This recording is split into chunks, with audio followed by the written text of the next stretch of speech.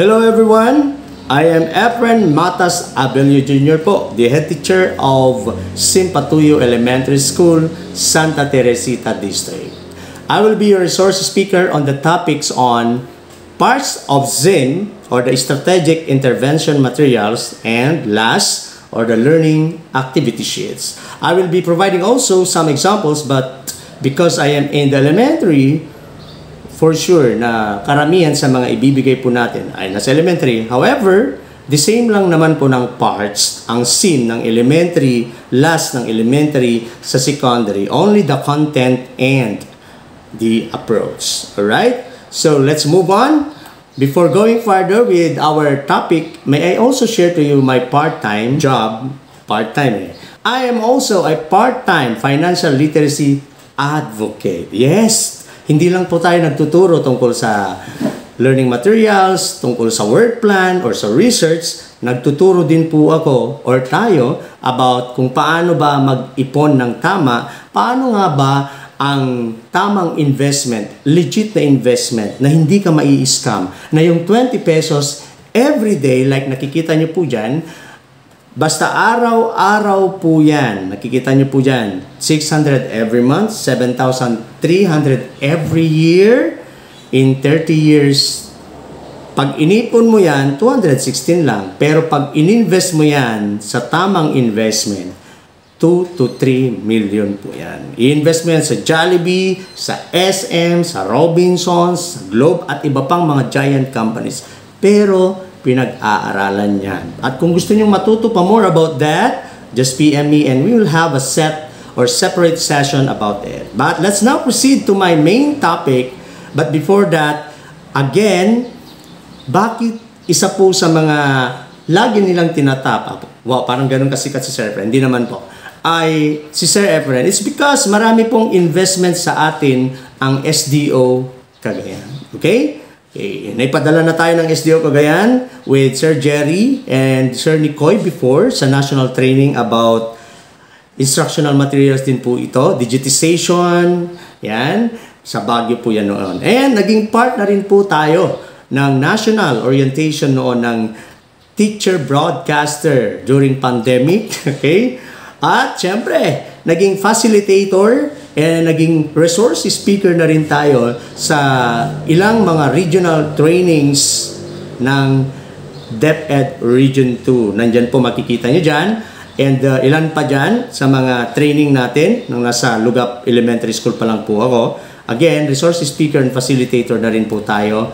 2 training na rin po yan. And of course, ipinadala na rin tayo minsan ng SDO Cagayan pa rin sa ISU Cabagan regarding about digitization of instructional materials. More on instructional materials po tayo nabugbog ng ating training. Yan.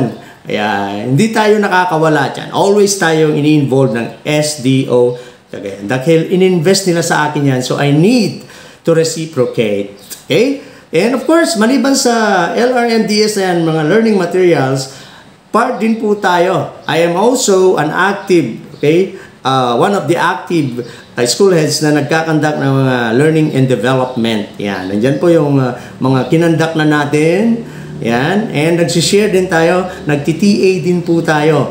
Hindi lang po free financial literacy, kundi free technical assistance about work plan proposal, about training and development, and of course, research. Alright? So, ito naman po ang sitwasyon ng ating paaralan ngayon. Kasalukuyang paaralan. Tuwing rainy season, di ba? Challenging eh. Yan. So, bakit ko po sinishare po ito sa inyo? Kasi, alam ko na by sharing this, may mga learnings po kayo na matututuhan. Makapag-reflect na po kayo. Ganun pala ka-challenging ang school kung saan nasaan ngayon si Sir Efren.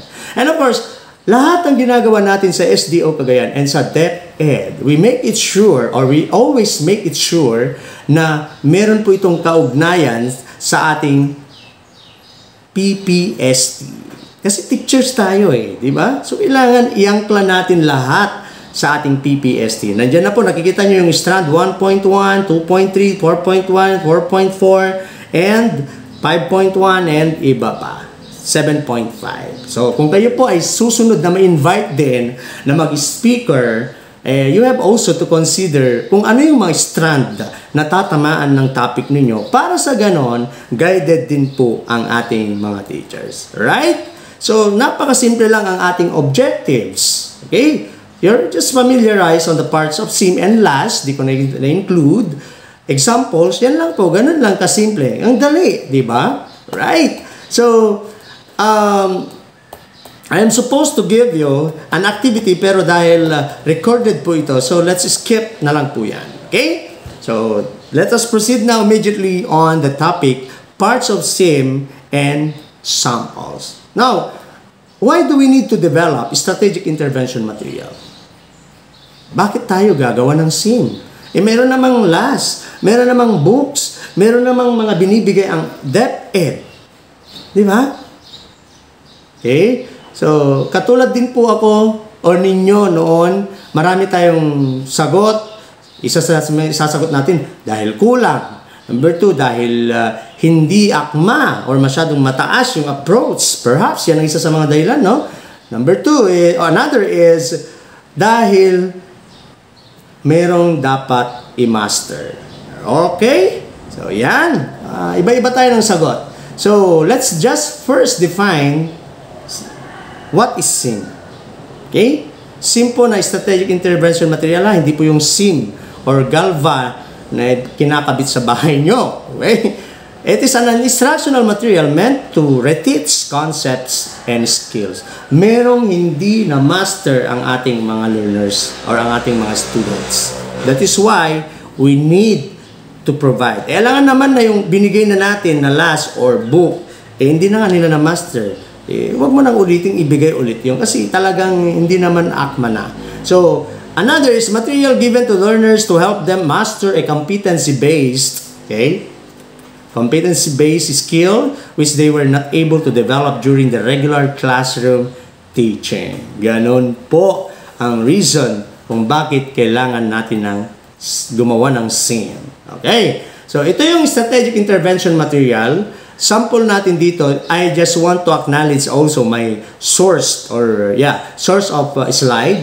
I just modified the presentation of Sir Mario Ascueta, the Public Schools District Supervisor of Santa Ana District. Okay, and isa sa mga nagamit niya po ay SIM ng science. Ayan, so maalaga ang enerhiya. So yan, ang cover. Kailangan ninyong ngayon pa lang kailangan tandaan na po ninyo ano yung mga parts ng SIM. So, yan yung cover page ng ating SIM na ginawa or sinulat ni Janet Columna. Teacher 3 ng Mambasag Elementary School. Tama po? Right. So, let's proceed. Una sa lahat, bago po kayo gumawa ng SIM, huwag kayong gawa ng SIM kung wala kayong consideration. Number 1, need analysis for contextualization. Sabi nga natin kanina, merong material, may book, may module na binigay ka, pero hindi pa rin nila na-master. That is why we need to analyze, okay? Need analysis po for contextualization. So, bakit kaya? Okay? Paano ba mag-contextualize? And this is based from DBM number 16, series 2022. Kung bakit tayo gagawa, kailangan tignan natin. Baka naman yung or LMC na yan or Least Mastered Competency na yan ay meron ng available na book. Okay? Baka kulang lang, dagdagan natin. Baka meron ng available na learning resource online or sa iba pa. Okay? So, tignan natin. And then, yung walang-wala pa, as in, wala sa LRNDS portal, wala ding reference book, or walang-wala pa talaga. So, those are the 3 things that we need to consider. Okay? So, based on the assessment result and available learning materials, nandyan na po yung need analysis natin. I-download nyo po ang DVM number 16, series 2022. Okay? So, kailangan nyo lang fill upan yung mga yan. Anong learning area ba yan? School year, grade level, and the district. Okay, pero sa secondary, wala yatang district yan. Alright? So, number 1, list mastered competencies based on assessment. Right? Bakit ka magko-contextualize? Kasi ito, naubos na ba yung module? Wala na ba tayong may provide na ibang activities? So, we have to consider that. At least top 3 po. Okay? Number 2 is, we have the least mastered competency with available learning resource. Okay? Meron naman. Okay? And number 3, least mastered competency without available learning resources. That is why, ngayon pa lang, ini-encourage ko na kayo na kailangan i-maximize niyo yung utilization niyo sa anyong DepEd 365 account down sa LR portal niyo dahil din niyo makikita, i-encode nyo lang yung code at yung competency, makikita nyo doon kung meron na bang available o wala pa. Kung wala pa, doon kayo mag-focus dahil kung mayroon na sa LRNDS, ma-RTS sigurado ko ang inyong gagawin. Right? So, isa sa mga tips lamang yan kung kayo ay gagawa ng SIM or LAS. Next. Sa part ng SIM, after the cover, may makikita kayo a brief discussion about the SIM. The rationale, it's a brief discussion about the SIM and the reason for conceptualizing and developing SIM. So, kailangan sa part ng ng rational na yan, i-explain nyo dan bakit kayo gagawa. Right? So, brief lang naman yan. Hindi naman kailangan 3 pages yan. Brief lang, maiksi lang as in. Just answer bakit ka gagawa, ano yung baseline data mo, and yun lang. Next, proceed na po tayo sa parts ng SIM. Okay? Doon po, after the cover, makikita nyo dyan, then rationale, part ng SIM, okay? Card ng patnubay. Ayan, or the guide card. Okay? Next is the card ng gawain or the activity card. Number 3, part 3, card ng pagtataya or the assessment card. And number 4, card ng pagpapayaman or the enrichment card. And number 5, card ng sanggunian or the reference card. And, of course, card ng kasagutan or the answer key. Okay? So, those are the parts of our strategic intervention materials. Alright? Number 1, guide card. Ano bang nilalaman ng ating guide card? Okay, it gives an overview of the lesson. Maiksi lang po yan. Presents the focus skills, mentions the learning competency, concrete outcome or product of the students, and expected to demonstrate or produce. Yan ang laman ng ating guide card. And then, it builds on prior learning or prerequisite skills, engages the learner's interest, and leads the learner towards the performance of the task. Yung, dyan pa lang dapat guided na yung bata. Alam na niya kung ano ang gagawin niya. Okay? Otherwise, pag nalito pa, guide card pa lang, nalito na siya, for sure, the rest of the module, parts of the SIM, I should say, wala, mawawala na po ang bata. Okay? Then, card ng paggabayan, yung sample natin. Ito yung sample po ha, guide card or card ng paggabay. Sabi dyan, magandang araw mga bata, kumusta kayo? O, di ba? So, parang siya din mismo, yung teacher na nagsasalita, yun nga lang, in a form of text. Okay? So, makikita niyo dyan, ang mga pamantayan at iba pa na yung mga gagawin. So, nandyan na. Napabasa na ng learner natin. So, anong dapat ninyong malaman? Okay? So, that's the guide card. Okay. Number 2 is the activity card. Ano naman to activity card? Ayan. So, the activity card defines the task or tasks that the learners should undertake in order to develop a skill. Alright, so ito na yung mga gagawin niya. It is a competency-oriented and can be an individual or group work. And then, the purpose of the task is to provide enough practice for the learner so they can perform the skill automatically. Ayan. So, yan po ang example. We have activity or gawain 1. May title po yan. Hanap mo, connect mo. Pero, this is just an example. Hindi pa po ito fully quality assured. Okay? So, pwede ninyong i-enhance And then pwede ninyong gawan ng mas magandang title sa bawat activity. Right? And pansinin din po ninyo, may mga makikita kayo dyan na subject for quality assurance pa rin talaga, lalo na sa mga images and photos. Right? Then, gawain 2. Okay, activity number 1, activity number 2, or gawain 1, gawain 2, and gawain 3. Okay? So, ilang activity ba? Hanggang 4, and hanggat maaari, 3 to 4, pwede na po yan. Huwag namang masyadong marami. Baka mamaya, wala na. Maumay na yung bata. Okay? Huwag din namang masyadong maikse kasi walang mastery kapag ganon. Okay? And make sure na yung mga gawain na ibibigay ninyo, nakaangkla mismo sa scale or sa competency na dinedevelop po ninyo. Okay? Next part is the assessment card. After kasi na sagutan ng bata yung mga activities, yun na yung kumbaga pagsasanay na niya, yun na yung ginagawa na niya. No? So, next is assess na natin. Okay? Kung naintindihan ba niya yung kanyang ginawa. That is through the assessment card. So, makikita niyo dyan, the assessment card can help or helps the learner measure their level of mastery of the skill.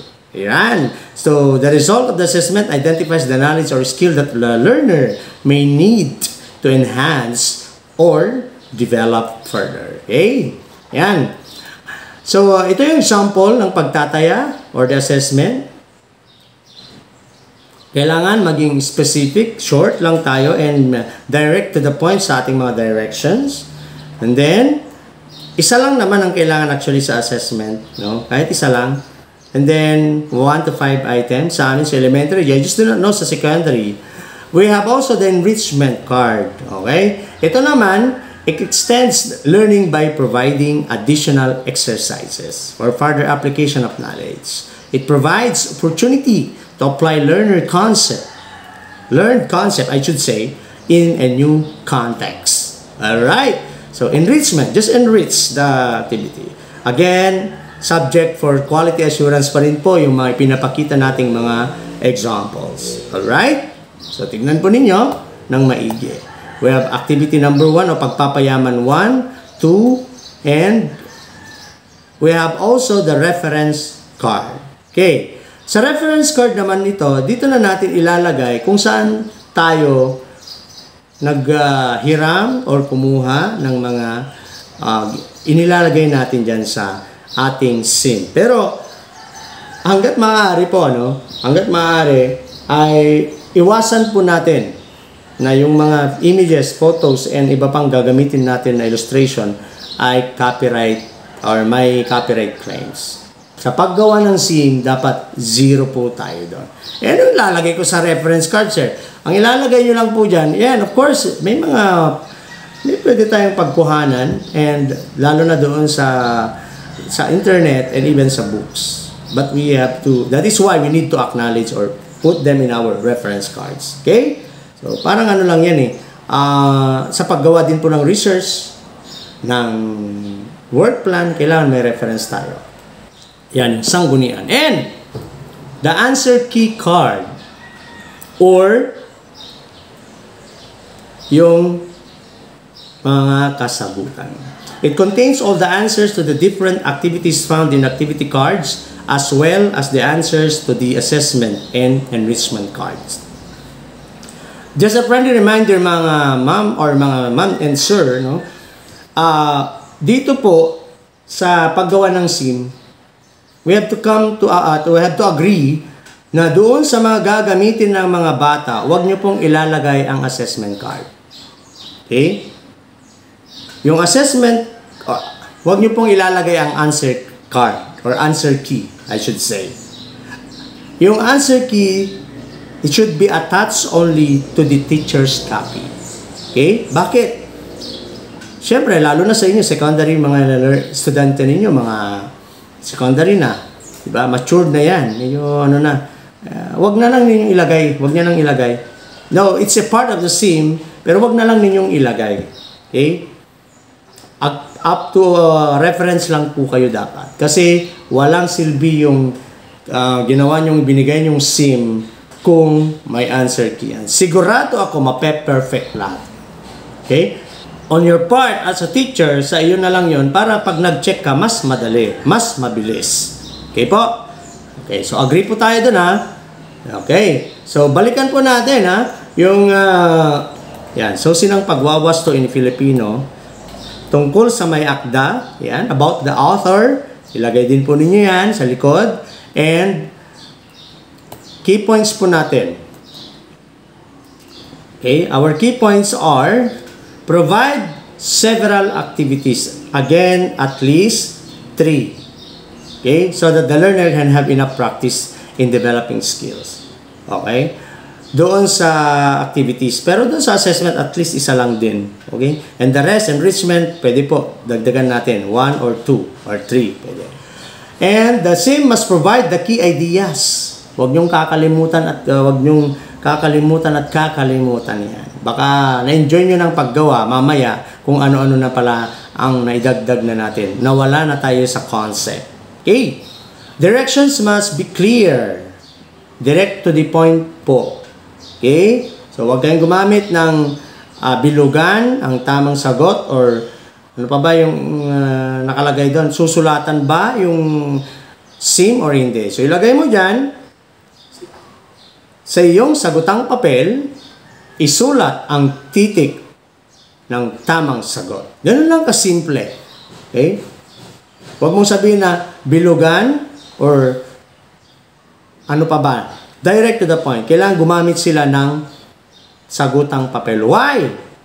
Imagine. Okay, we have to conserve resources. Imagine kung every year kang magre-reprint kasi sasagutan ng bata yan. Eh, gagamitin na, sasagutan na niya. Kaya, I advise you doon sa directions nakalagay doon. Huwag silang susulat or huwag nilang sulatan yung activity or SIM. Okay?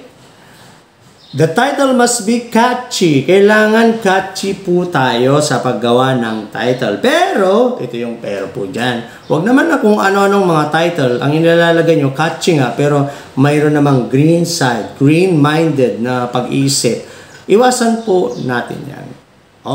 Okay? So, sana po, catchy, pero, and kailangan existing din naman yung mga words na gagamitin. Pero in other dialects, siguro, pero kailangan existing yung mga, kung gagamit kayo ng mga acronyms, kasi minsan gumagamit tayo ng acronym, kailangan catchy word talaga siya, pero existing word yan sa ibang language, maybe, pero wag naman yung hindi nag-exist na word.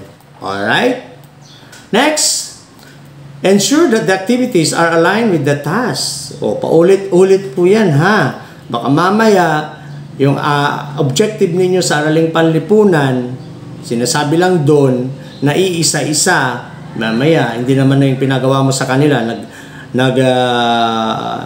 na ba yung ginawa nila? Hindi na nag-iisa-isa, kundi ibang competency na. Okay? Keep the activities short and simple. Simplehan lang. Lalo na sa pagbibigay ng instruction. Okay?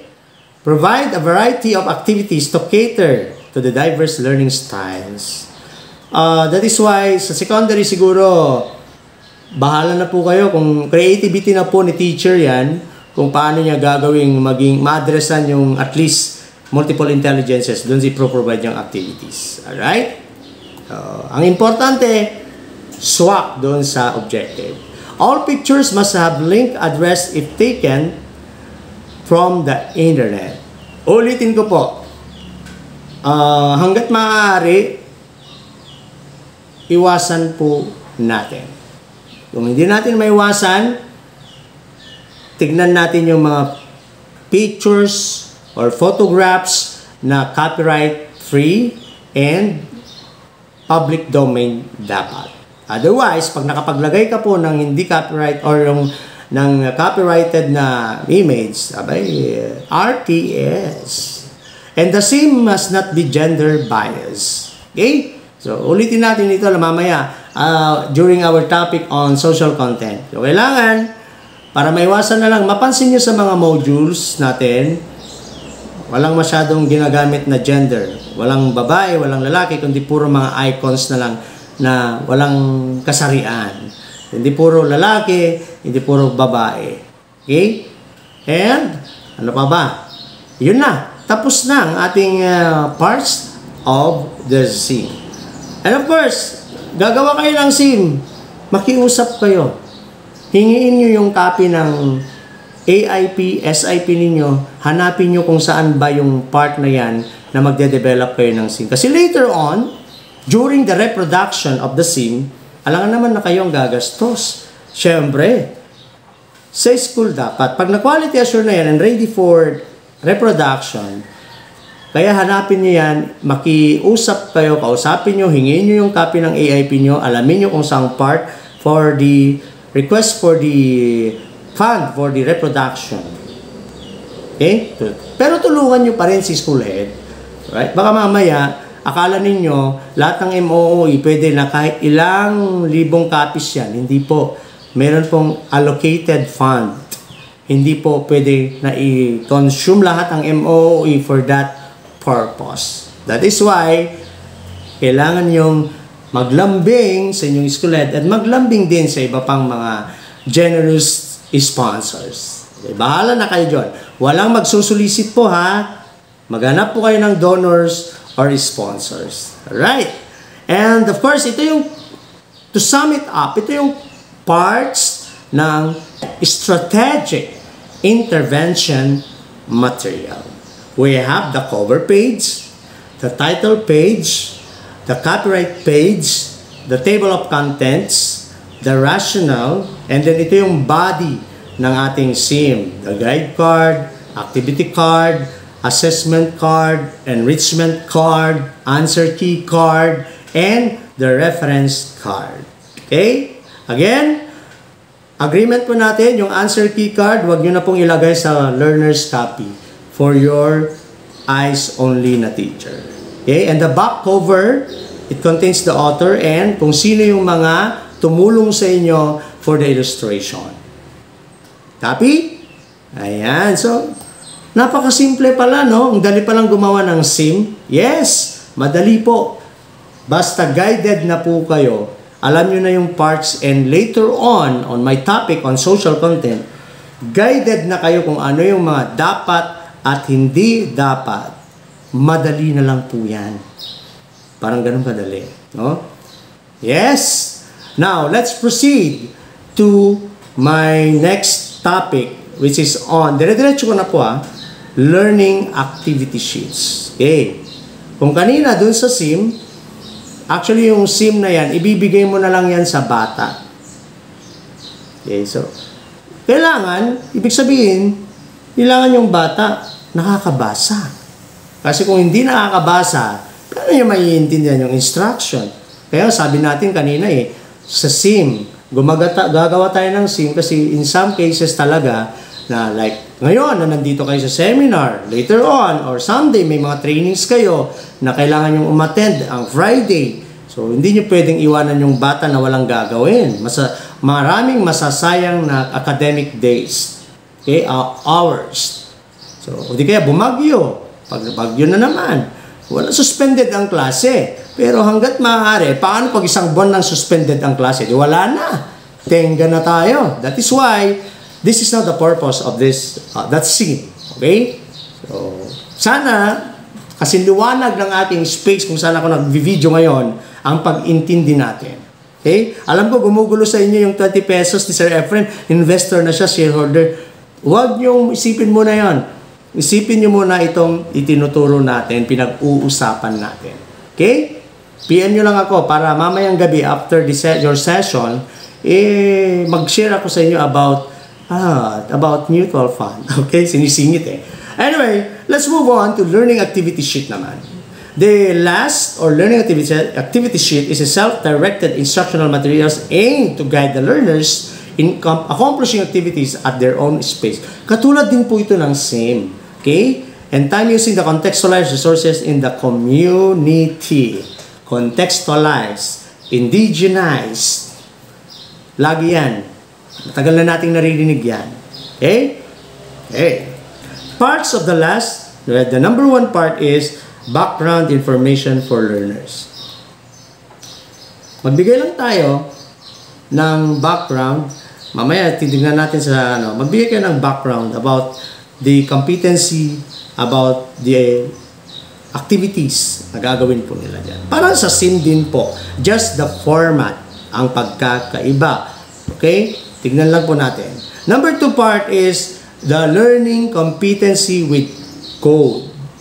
Okay? So, ilagay niyo po dyan anong learning competency code, anong competency, and anong code.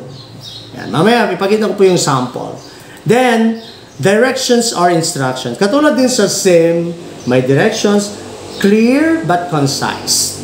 Huwag paligoy-ligoy, and hanggat maaari, katulad ng sa SIM, sabihin ninyo, sa sagutang papel, sa iyong sagutang papel, huwag nyo pong pasulatan ang last.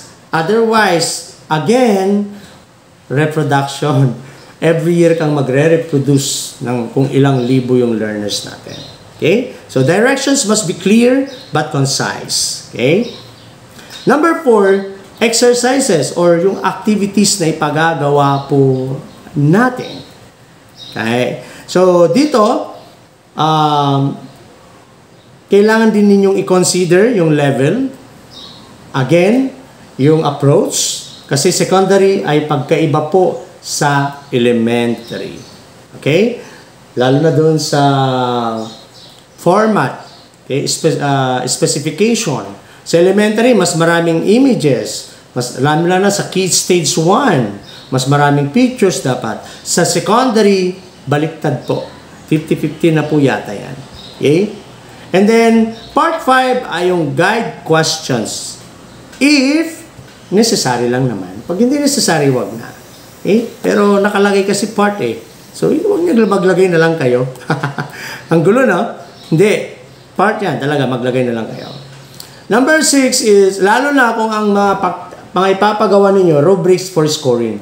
Kung meron kayong essay, kung meron kayong manipulative or actual na ipapagawa ninyo, doon sa output nila, magsasubmit sila ng output. So, rubric is not only a part, but it's really a necessary para may guide din yung bata and may guide din kayo sa pagbibigay ng puntos later on sa kanyang ginawang output.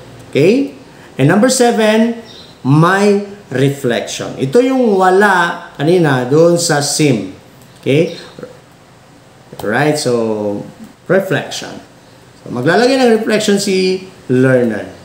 Okay? And number 8, ito meron din sa SIM. References. You have to acknowledge and properly cite all your references in developing that learning activity sheets. Para maiwasan natin ang copyright claims or issues. Okay?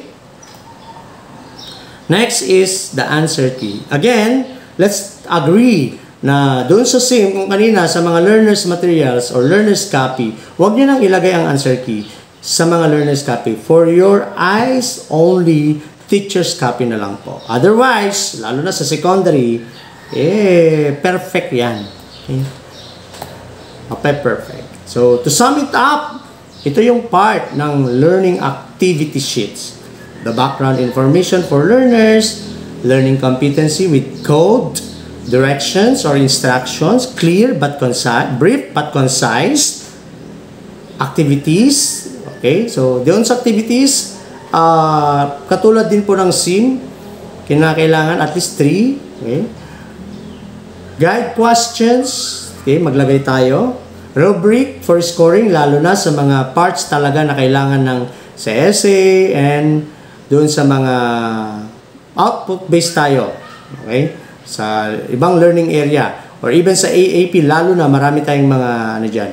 May mga essay minsan. Kaya may kailangan may score ka or rubric para guided yung bata, guided ka din na magbibigay ng kanyang grade sa output. And the reflection, of course, references and the answer key.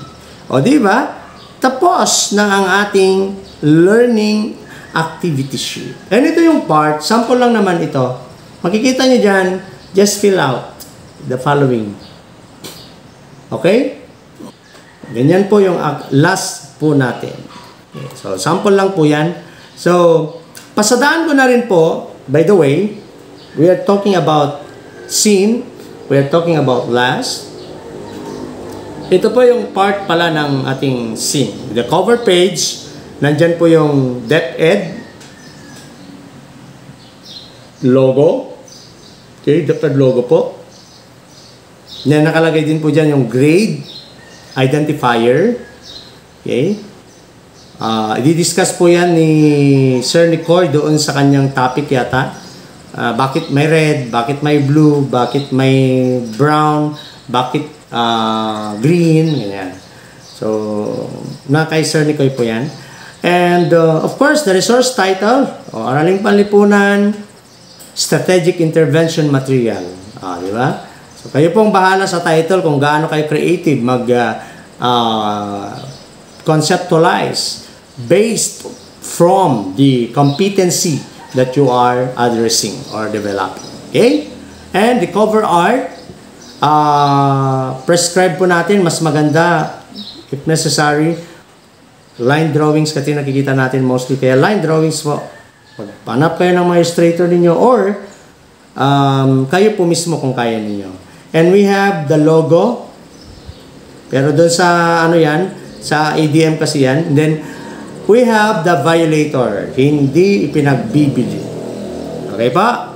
So, i-master ninyo yung mga parts ng cover ng ating ng SIM. So, makikita nyo dyan, 2, 4, K, 8, and grade 10. And then, sa likod, makikita nyo dyan ang feedback note. Nakalagay dyan yung details kung kanino sila tatawag kapag may questions na hindi nila maintindihan or any clarifications dyan sa last or sa SIM na yan. SIM. So, nandyan po. We have the resource title, copyright year. Okay, makikita nyo lahat dyan. Sinong nag-develop. The copyright notice.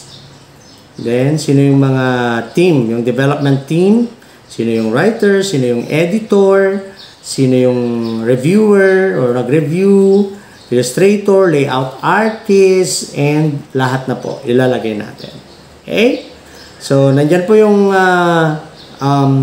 science, sample natin, grade level identifier. Okay, after the cover page po, ito po yung susunod. Ayan, yung copyright page po yan, and then ito po yung susunod. Okay? So, wala pong ibang nakalagay doon, kundi yun lang. Yan. And then, so ito yung references naman natin sa ating presentation. Okay? So, picturean lang po ninyo. Don't worry, I will be sharing also the soft copy of my presentation. Ayan. So, DVM number 16, Series 2022. Isa din po yan sa mga references natin. And, I don't want to say thank you for listening.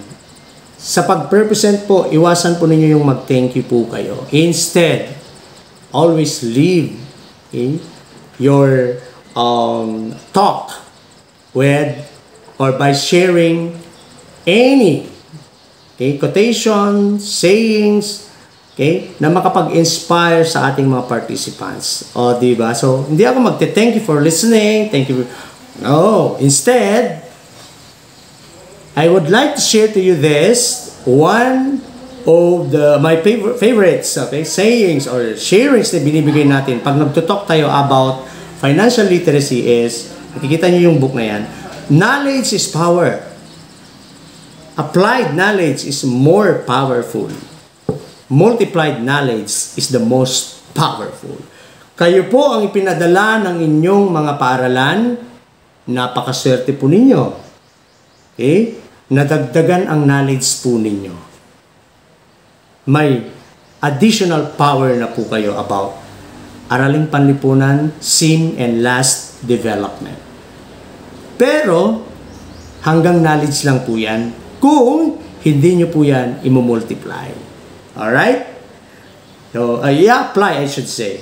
Kailangan yung natutuhan ninyo dito, bago kayo umuwi, during the last day, mayroon na kayong application. Nakagawa na kayo dapat at least one last and one scene. So, nakita ninyo, kahit saang training, workshop pa kayo makarating, kung hanggang knowledge lang kayo, walang silbi yan. Kailangan i-apply natin. Okay? And of course, dahil maswerte kayo ang pinadala ng school ninyo, napakaswerte ninyo, nag-invest ang SDO Cagayan para sa inyo for this training. Just like me, please multiply yourself by sharing everything that you have learned today, everything that you have gained today.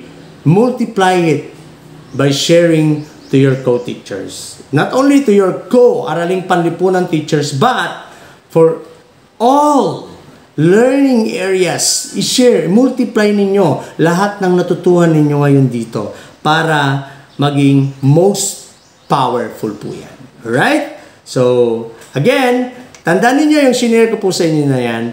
I am your speaker, again po, Efren Matas Abelio Jr. and life license underwriter din po pala, no? Yes. Doon sa naiwan ko po sa inyo kanina na kung paano maging investor, this is outside my topic, please. Okay? Just PM me after your session today or email me para mabigyan ko po kayo ng mas marami pang input. Mas marami tayong investment, academic investment dito, and then dagdagan natin ang ating investment. Okay? Kahit 20 pesos lang every day. Tama.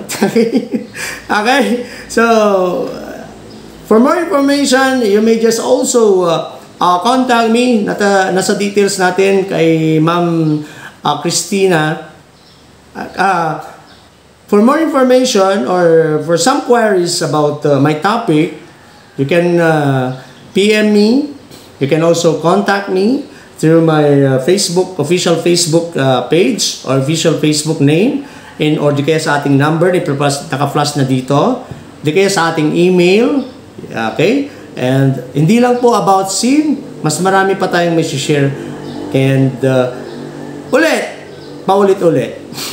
Efren Matas Abelio Jr. po at your service.